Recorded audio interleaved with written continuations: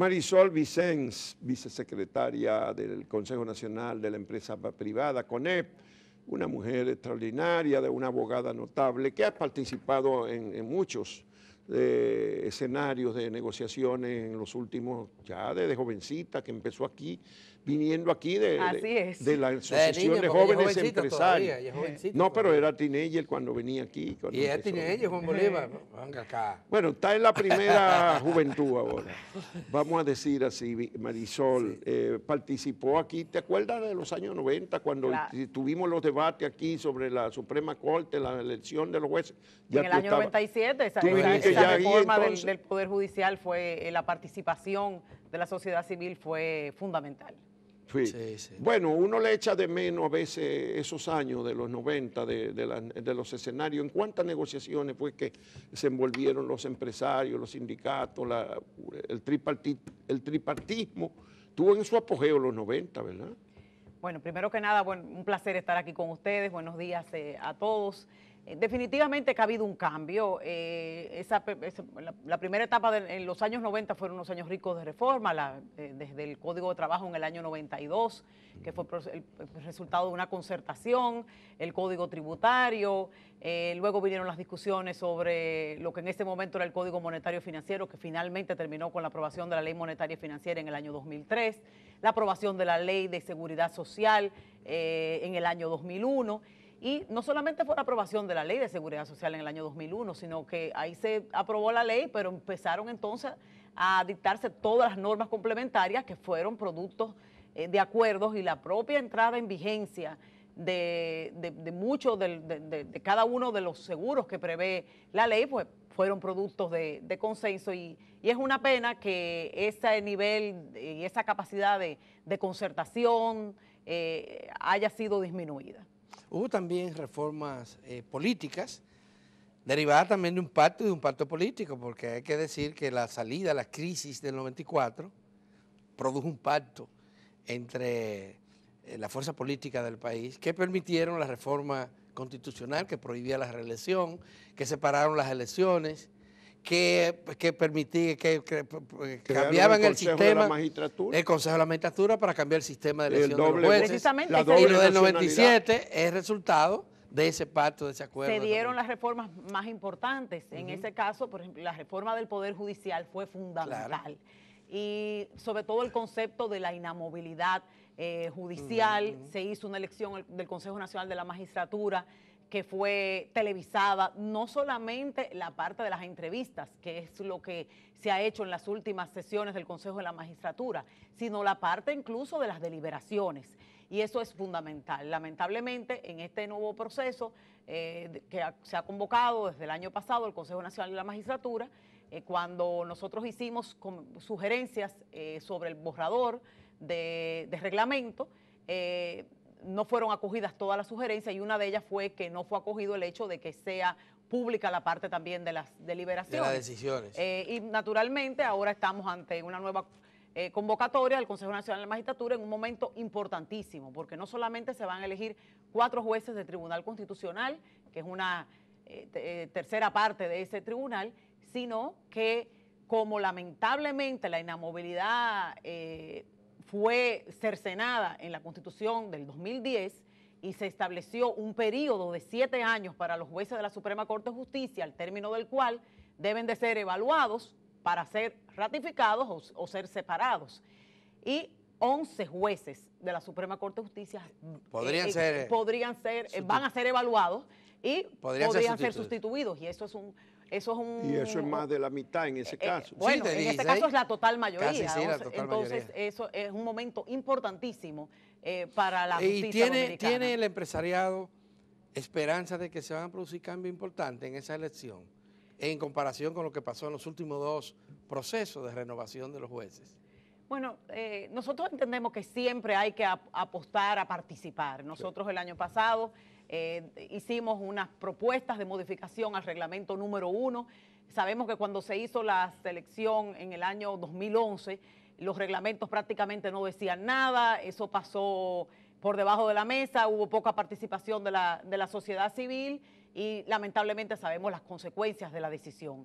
Nosotros el año pasado pues hicimos propuestas de candidatos y también hicimos propuestas de modificación al reglamento. Igualmente en este año hemos hecho unas propuestas de modificación al reglamento de evaluación de desempeño, que es pobrísimo, no dice nada, básicamente repite lo mismo que dice la ley en cuanto a los criterios, porque es fundamental que ese proceso de evaluación de los jueces de la Suprema Corte de Justicia se haga en base a criterios objetivos, para que no suceda lo que sucedió en el 2011, que fueron separados de sus cargos jueces competentes, probos que tenían una hoja de servicio importantísima, por razones que simplemente se sospecharon como políticas. Entonces, lo que nosotros estamos aspirando es que ese proceso de evaluación de desempeño se haga realmente en base a esos criterios y que haya una valoración y que en base a esa valoración pues se sepa, esa persona tenía que ser separada de su cargo por unas razones justificadas o es una persona que merecía ser ratificada para la Suprema Corte de Justicia. El Subero Isa, que fue presidente durante 14 años de la Suprema Corte de Justicia, decía ayer en este programa que ahí se va a hacer lo que diga el presidente. Porque, y lo argumentaba lo siguiente, es un órgano político, el Consejo de la Magistratura. La diferencia que hay ahora con el 97 es que en el 97 el presidente de la República no tenía mayoría. No, sí tenía mayoría. Ahora lo que pasa es que tiene un nuevo integrante porque tiene al procurador general de la República. No tenía mayoría. El partido político al que pertenecía el presidente de la República no tenía mayoría. En ese caso había él era el único del PLD. Él era el único había del PLD. oposición sí, la oposición dominaba la Cámara Legislativa. Estaba dividida entre el PRDismo y el reformismo, los dos votos de y los representantes de la Suprema Corte de Justicia que formaban parte del Consejo, tanto el presidente como el otro miembro, no eran del partido oficial. Mira, al final, el Consejo Nacional de la Magistratura fue un cambio dentro del sistema que nosotros teníamos para elección de los jueces, que anteriormente era el Senado de la República. Lo que se perseguía con eso era seguir el modelo de muchos otros países del mundo para tener una decisión más colegiada, aunque conceptualmente siempre el presidente podía tener mayoría, como es el caso coyunturalmente en las últimas sesiones que ha tenido el Consejo, porque hay una mayoría del presidente de la República que coincide en el partido oficial con la mayoría en el Congreso.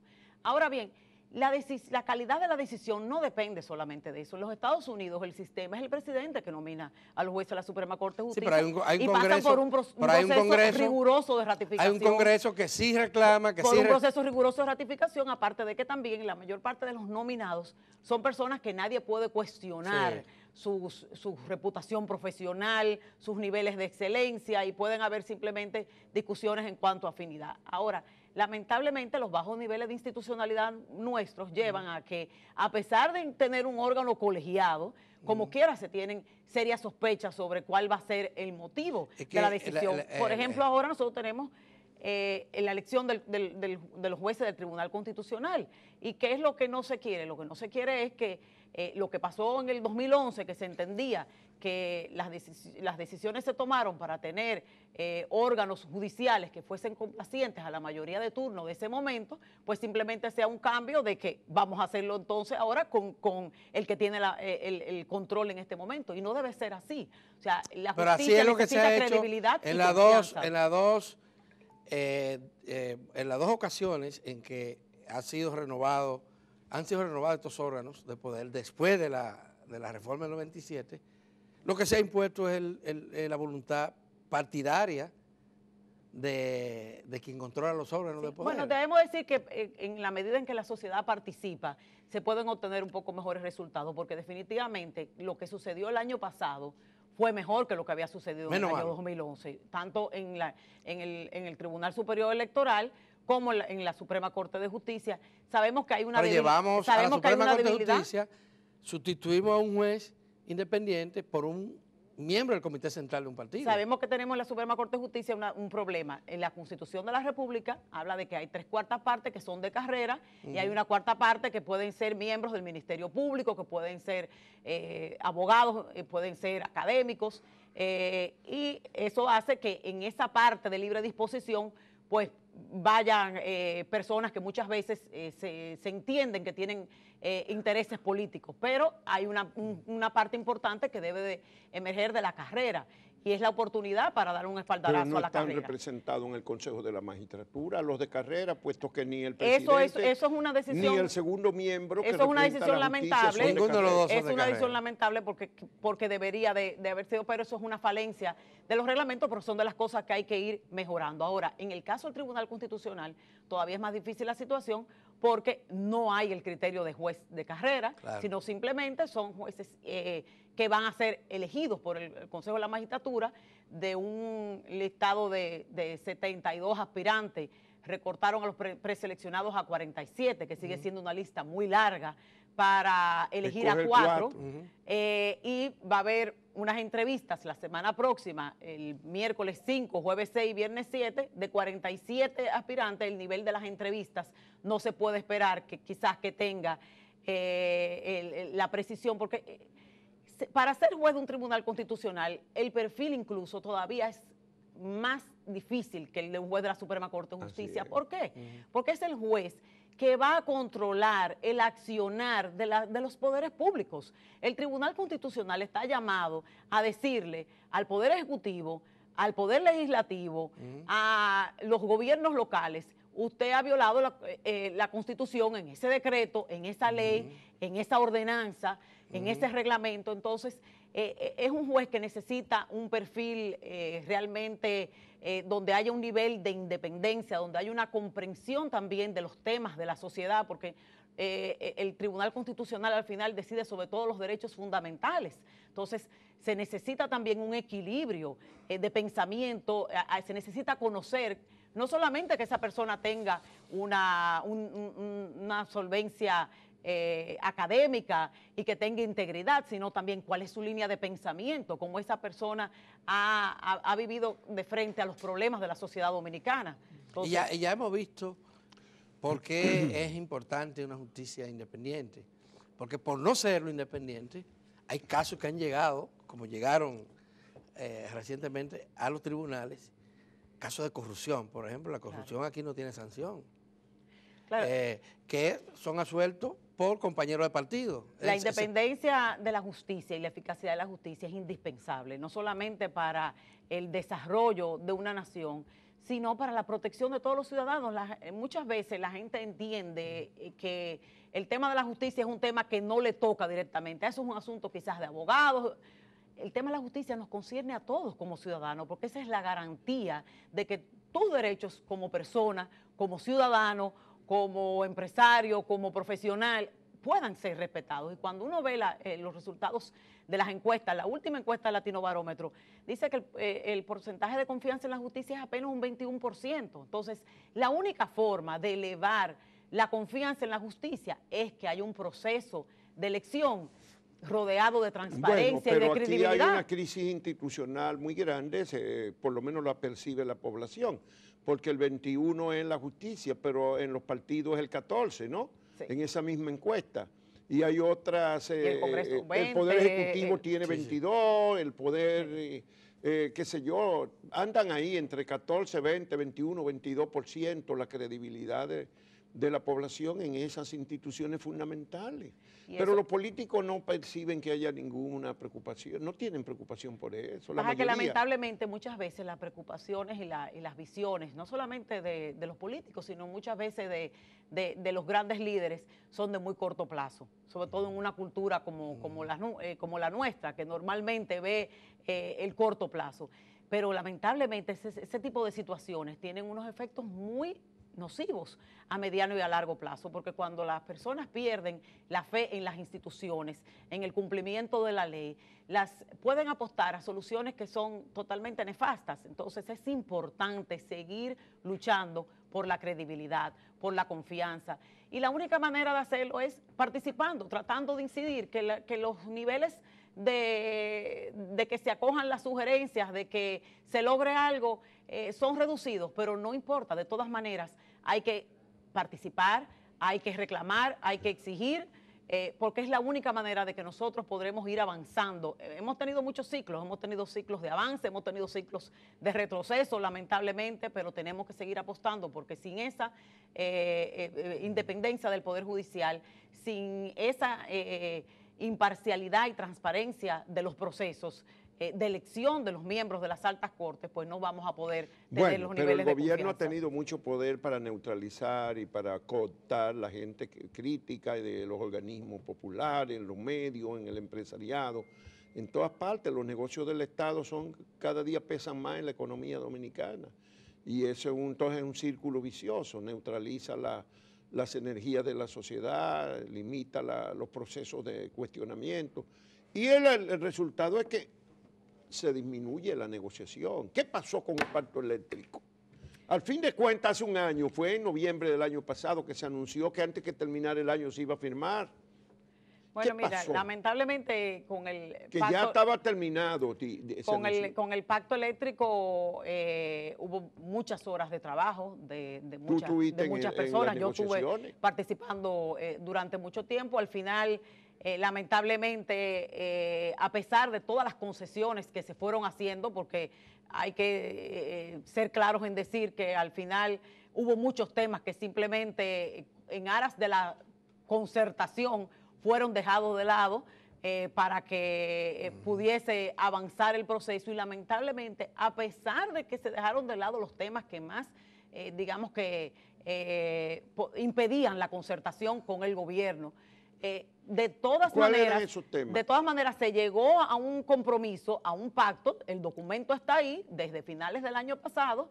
Estuvo listo en cuanto a consenso desde octubre, luego ya se le dieron los afinamientos y estaba listo para firma desde diciembre, y lamentablemente no se ha firmado. ¿Por qué? Porque primero, por una parte, yo entiendo porque hay división a lo interno del propio equipo de energía de gobierno en cuanto a diferentes visiones del sector eléctrico, que esa siempre ha sido la historia del sector eléctrico. Y en segundo lugar, yo pienso que simplemente no hay la voluntad de cumplir con muchos de los acuerdos que están ahí. Uno de esos acuerdos era la total transparencia de la tarifa y otros aspectos, y quizás simplemente no hay la voluntad porque no hay otra explicación que no sea esa. Los sectores, distintos sectores que participaron en eso, sobre todo el sector empresarial, ha estado insistiendo en que se firme el pacto, y no lo ha sido, y aparentemente, aunque no se haya dicho públicamente, no hay el interés. ¿Y cuáles fueron los temas que se dejaron de lado para hacer ese consenso posible? Bueno, hubo muchos temas que se fueron dejando de lado en el camino, que tenían que ver sobre todo con la parte estructural del sistema eléctrico. O sea, el problema fundamental del sistema eléctrico es la distribución, es el problema de un flujo de caja, y es un problema también institucional. Entonces hubo muchos aspectos en cuanto a la distribución, había resistencia a pasar como manda la ley, porque ahora mismo estamos en violación de la ley. O sea, la ley 141/97, reforma de la empresa pública, dice que las empresas de distribución, al igual que las de generación, deben de ser empresas mixtas, copropiedad del Estado y del sector privado, con una administración privada. Y sabemos que desde la contrarreforma en el año 2003, esas empresas de distribución están en manos del Estado, 2 de ellas, y luego en el 2009 la tercera también pasó a manos del Estado. Y lamentablemente eso ha sido un capital político demasiado importante al que no se quiere renunciar. Esos aspectos se dejaron de lado, se dejaron aspectos institucionales, se dejaron aspectos que tenían que ver con qué iba a pasar con Punta Catalina, si una licitación para su administración. O sea, hubo muchos aspectos que se fueron dejando, pero a pesar de eso, pues había un pacto que se consensuó. Y las distribuidoras llegaron a presentar los estados auditados, que hacía 5 o 6 años que no auditaban los estados financieros. Esos fueron uno de los reclamos. A la fecha de hoy oficialmente no han sido presentados. Tengo entendido que han estado trabajando en eso, pero realmente esos son de los niveles que uno se da cuenta. Si esas son empresas privadas, porque están constituidas como sociedades comerciales, aunque sean propiedad estatal. Sí, yo quisiera saber qué pasara si una empresa de ese tamaño, que no fuese propiedad del Estado, simplemente no presentara estados financieros. O sea, ¿qué pasara? O sea, ahí tú te ves los niveles de cumplimiento de la ley y las complacencias que hay cuando algo está administrado por el Estado los accionistas o por el sector privado. Al consejo directivo que no haga, no presente. Entonces, desde el año 2011 no que salió Celso Marrancini, no presentaban Estado y naturalmente, ¿cómo tú puedes tener una confianza en cuáles son los números? Y Sí, nosotros no incluso hicimos la propuesta de que al igual que otros entes regulados como las compañías aseguradoras, como la administradora de fondos de pensiones, tuviesen que publicarse también los estados financieros, pero bueno, esas son de las cosas que en el ejercicio de los procesos de concertación no se resuelven. Hay otro pacto previsto inclusive en una ley, consagrada en la Ley Nacional de Desarrollo, Estrategia Nacional. Estrategia Nacional de Desarrollo, que tampoco ni siquiera se ha iniciado. El gobierno le sacó el pie a ese pacto, por lo menos en la coyuntura de hace más de un año, pero el sector empresarial como que se rindió y tampoco ha estado reclamando que eso se haga ahora. Todo el mundo como que se ha puesto de acuerdo para que eso se deje para el gobierno que venga. El pacto fiscal, mientras seguimos con un sistema fiscal, un régimen fiscal que se considera injusto e insuficiente, tanto en cuanto a los ingresos como en cuanto a los gastos. ¿Qué piensa de eso? Mira, en el año 2012, cuando recién se estrenaba el primer ejercicio del 6 años del atrás. gobierno, se pidió en el Consejo Económico y Social que tenía que primero hacerse la discusión del pacto fiscal, porque un pacto fiscal no es solamente la parte de los tributos, porque nosotros lo que hemos tenido en las 10 reformas tributarias que hemos tenido simplemente han sido parches tributarios, o sea, no ha habido nunca reformas fiscales que vean también la parte del gasto. Y eso fue lo que se solicitó, eso causó un rompimiento del diálogo y la decisión que tomó el gobierno en ese momento, supuestamente por las necesidades urgentes que habían, fue dictar la reforma, que fue la ley 253-12 en ese momento, y luego de eso no ha habido la voluntad. Para poder tener un pacto fiscal tiene que haber realmente una voluntad de ambas partes, porque si no, ir a una discusión donde la parte fundamental no está dispuesta a tratar todos los temas con apertura, a decir, bueno, estos son los gastos, qué es lo que vamos a hacer, cómo que vamos nosotros a poder enfrentar este tema, cuál es la sostenibilidad de este modelo. Entonces, no vale la pena. Y el gobierno ha sido... y habrá pacto distintos fiscal, funcionarios lo han habrá dicho. Pacto, habrá pacto fiscal que favorezca a la mayoría, al pueblo, por iniciativa solo exclusiva del gobierno, sin que la sociedad presione y reclame en ese sentido. Bueno, lo lamentable es que cada vez lo que se dice es, al final del mandato pasado se dijo que se iba a hacer en este periodo de gobierno, ahora que estamos llegando en las cercanías del término, recientemente el ministro de Hacienda dijo que eso no sería cuestión tampoco de este cuatrenio, que sería cuestión del próximo. Entonces, mientras ningún gobierno quiera enfrentarlo durante su ejercicio, pues el que llegó nuevo tampoco lo va a querer hacer. Entonces, eso lamentablemente es un retrato del incumplimiento de la ley, porque eso es un mandato de una ley de estrategia nacional de desarrollo que tenía que haberse hecho, o sea, tenía fechas incluso precisas. El pacto eléctrico, por ejemplo, tenía que haberse concluido al 1 de enero del año 2013 y estamos a finales del 2018. Entonces, eso es parte de lo que erosiona la institucionalidad. Tú dices que, bueno, el próximo gobierno tampoco. Y resiste, la fiscalidad dominicana resiste un reenvío sin fecha fija de una reforma integral del sistema, porque lo que vemos es que esto se sostiene cada año con un mayor endeudamiento, pero podremos seguir así, pero ni a secular seculorum. Definitivamente que hay temas que no deberían de ser postergados y uno de ellos es precisamente la revisión de qué nosotros estamos haciendo, cómo este modelo puede ser sostenible, o sea, el tema del endeudamiento, el tema de la calidad del gasto, el tema de esa cultura de exportación por la que hemos propugnado tanto y que declaramos el año de las exportaciones, pero seguimos teniendo grandes déficits. No podemos seguir con un modelo que... Este es el año de las exportaciones. Este es el año de las exportaciones, pero... ¿Y en cuánto habrán crecido no ha habido un cambio 3%, fundamental. Vamos a ver cuáles son las estadísticas que van a haber al final de año para poder evaluar en qué puede haber mejorado eso, pero por eso es que se necesitan poder tener reformas que hagan más competitivos los sectores productivos, porque ¿hasta cuándo va a durar la elasticidad de ese endeudamiento, de no poder tener la capacidad de generar los propios ingresos, porque nosotros no solamente nos estamos endeudando, sino para qué nos estamos endeudando, que es el problema principal, además de todo. Entonces, esos son temas que no resisten una posposición indefinida, sino que tienen que ser abordados, pero lamentablemente para eso tiene que haber apertura, para eso tiene que haber receptividad y tiene que haber conciencia, porque si tú entiendes que todo está bien, pues no hay nada que arreglar. En materia de institucionalidad, ¿cuáles son las prioridades que tiene el CONEP, que ve el CONEP para el país? Bueno, primero que nada aclarar que en esta entrevista yo la estoy haciendo a nombre personal, Sí. Pero de todas maneras es importante señalar que el tema institucional siempre ha sido prioritario para el sector empresarial, no solamente para el CONEP, sino para muchas otras de sus asociaciones, como es el caso de la Asociación de Jóvenes Empresarios. Y el CONEP ha estado presente, aportando, como ya decía, este tema de la justicia es fundamental. No solamente para los empresarios, sino para todos los ciudadanos, y por eso hemos estado siguiendo el proceso, aportando sugerencias a los reglamentos. Lo hicimos con el reglamento número 1 del Consejo Nacional de la Magistratura, lo hicimos ahora con el reglamento número 2 de evaluación de desempeño, proponiendo que hayan unos criterios, que haya una valoración de cada criterio y que esa puntuación final sea lo que decida si una persona va a ser separada o no. Pero igualmente siempre seguimos trabajando sobre todos los temas que tienen que ver con cumplimiento de la ley.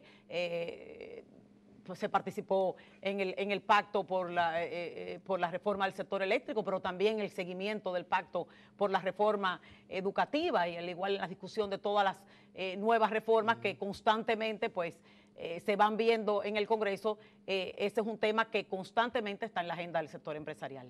Bueno, en el sector empresarial también se han expresado preocupaciones hasta por nuevo proyecto que enarbolan algunos con mucho entusiasmo de volver a reformar la Constitución. ¿Eso es una real preocupación o es simplemente para llenar, digamos, para guardar un expediente? Decir, bueno, nosotros dijimos que no convenía. ¿Hay oposición real? Bueno, personalmente te puedo decir que sería completamente pernicioso, o sea, y lamentable el simple hecho incluso de que se vuelva a mencionar la palabra reformar la Constitución, erosiona la institucionalidad. Eso es algo lamentable y nosotros hicimos una reforma a la Constitución en el año 2010, volvimos a reformarla en el año 2015 y eso no debería de ser un tema que estuviese en discusión en este momento. Yo creo que los líderes empresariales que han expresado sus opiniones contrarias a la reforma a la Constitución, pues yo creo que han hecho un ejercicio responsable y han expresado el sentir de las asociaciones que ellos representan. Yo creo que es muy importante que la propia ciudadanía entienda que nosotros mismos tenemos que convertirnos en un freno a ese tema. En la medida en que todo el mundo, los medios, los ciudadanos dicen, no, sí, porque la Constitución, claro, si se va a reformar. No, nosotros no lo podemos dar por un hecho, porque nosotros le estaríamos dando una validación previa. Todo lo contrario, yo creo que el rol de nosotros como ciudadanos, la sociedad lo que debe de expresar es un rechazo rotundo. Y lo ha hecho a través de las encuestas. Que tenga un efecto precisamente para disuadir la toma de una decisión de esa naturaleza. Sobre todo si no se ven los votos y hay que volver a salir a la calle a buscar lo que no se sabe cómo, porque entonces ahí hay otro agravante. Así es, porque lamentablemente sabemos que esa es una penosa realidad. Entonces yo creo que la sociedad tiene que jugar un rol de decir, no, eso no es aceptable, independientemente de que no esté en sus manos, porque lamentablemente sabemos que la Asamblea Revisora es la que tiene el poder de reformar la Constitución, de que nosotros, a pesar de que tenemos en la Constitución del 2010 el instrumento del referendo aprobatorio para aprobar diversas modificaciones a la Constitución. No se incluyó eso, dicen. No se incluyó expresamente, aunque se habla de que las reformas, cuando toca derechos debe de ir a un referendo aprobatorio, pero como en todo tema jurídico hay diferentes y ya posiciones. En el 2015 se dijo que no, entre que no abogados, entre abogados. Pero eso no significa que no haya una discusión todavía, un debate, y que debería de eso tomarse en cuenta. Ahora bien, Independientemente de eso, debe de haber una posición firme que debe expresarse. Ese no debe ser un tema que se debe estar discutiendo bajo ninguna justificación. Bueno, pues. Se nos acabó el tiempo, sí. Marisol bueno, como Vicens. siempre, un placer estar aquí con ustedes y lo más importante es siempre expresar que a pesar de las dificultades, a pesar de que muchas veces uno puede sentir falta de entusiasmo para seguir apostando a los cambios que necesita la sociedad, el camino no es otro que seguir adelante. Todo lo que queremos a nuestro país. Bueno, tú eres de esas seguir personas que no luchando. se cansan, que tienen... Yo creo que no, yo nunca pierdo las esperanzas, Exacto. yo nunca pierdo la capacidad, porque yo creo que trabajando y aportando es que se puede conseguir algo. Simplemente quedándose cruzados de brazos, pues dejaremos que las cosas se hagan de la manera que se quieran hacer. Muchísimas gracias, Marisol Vicens. Gracias a ustedes. Y el placer, el honor es para nosotros que estés aquí. Y como sabes, este espacio está siempre a la disposición de escuchar. Yo siempre dispuesta a venir cuando ustedes me invitan. Como la de ustedes. Muchas Buena gracias. suerte. Y pues, más adelante vamos a tener a otra mujer en el programa. Excelente. Gracias.